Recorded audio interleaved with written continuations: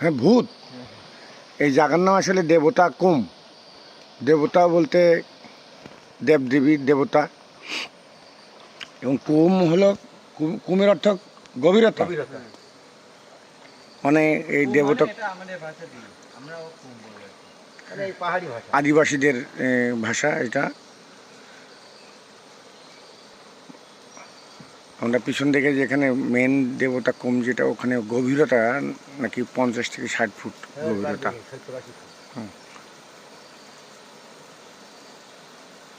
100 foot হবে, 100 foot না হয়, বিশেষ না হয় নাকি। হ্যাঁ, এই গোলপাতা ভাই, এই গোলপাতা গাছ। এখানে বিচিত্র রকমের গাছপালা। এখানে গোলপাতা, গোলপাতা না, দুই পাহাড়ের উপরে গাছ ভর্তি। হ্যাঁ এই যে গোলপাতা, নারকেল গাছের মতো। হ্যাঁ, ওগুলো গোলপাতা বলে।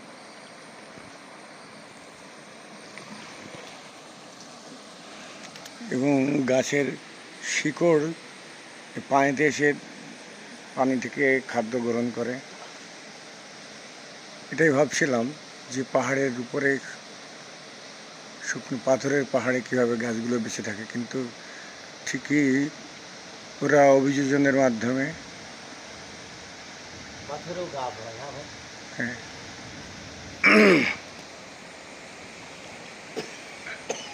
এই যে শিকড় এই যে পানির দিকে ধাবিত হচ্ছে।